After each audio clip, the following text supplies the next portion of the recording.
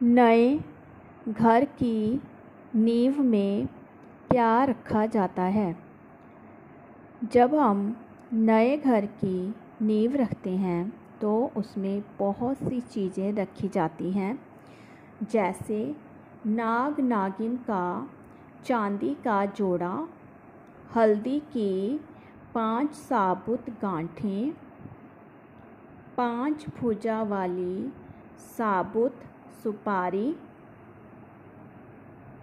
लोहे की 4 कील, तांबे का कलश, तुलसी और पान के पत्ते, गंगाजल, सिक्के, कौड़ी, मिट्टी का दीपक। इसके बाद उपयुक्त सामग्री को कलश में रखकर कलश का मुख लाल कपड़े से बांधकर नींव में स्थापित कर दें।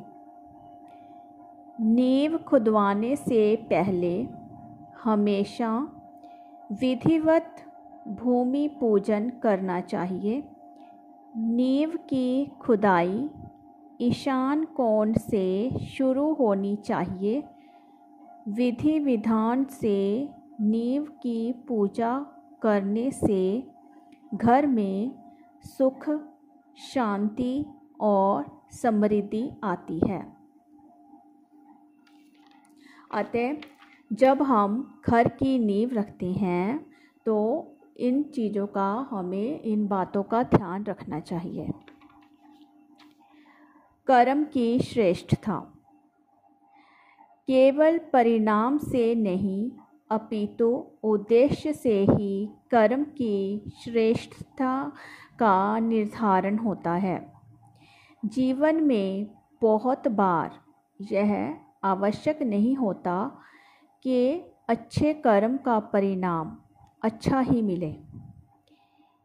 एक नारी की रक्षा के लिए पक्षीराज जटायु द्वारा दशासन जैसे बाहुबली से लड़ा गया युद्ध एक अच्छा कर्म अवश्य था, लेकिन उसके बावजूद भी परिणाम में जटायु को अनेक प्रहार अपने ऊपर सहकर लहूलुहान होना पड़ा।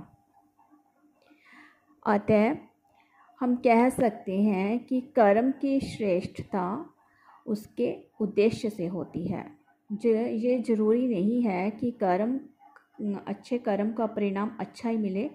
कई बार अच्छे कर्म का परिणाम अच्छा नहीं मिलता, परंतु कर्म की जो श्रेष्ठता है वो उसके उद्देश्य से निश्चित होती है। अगर कर्म करने का उद्देश्य सही है तो अगर कर्म करने का उद्देश्य सही है तो वो कर्म श्रेष्ठ है।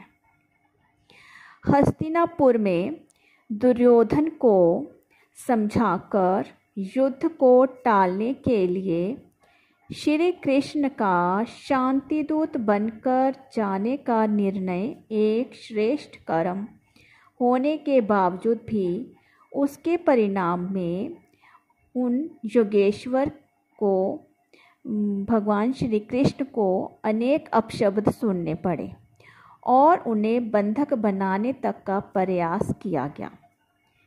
जब हस्तिनापुर में भगवान श्री कृष्ण शांतिदूत बनकर जाते हैं कि युद्ध टल जाए, तो भगवान श्री कृष्ण को भी का जो उद्देश्य था वो उद्देश्य सही था, परंतु उनका परिणाम उनको क्या मिला? उनको अनेक अपशब्द सुनने को मिले।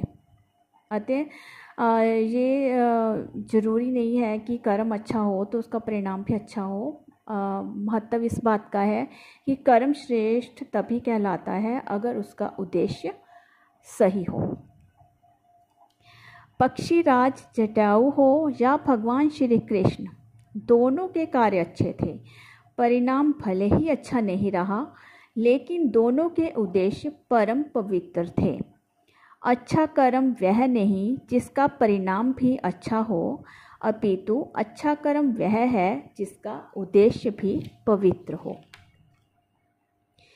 एकादशी के दिन क्या करना चाहिए हमें? एकादशी के दिन रात्रि में विष्णु जी के सामने 9 बाती का दीपक जलाएं और एक दीपक ऐसा जलाएं जो रात भर जलता रहे।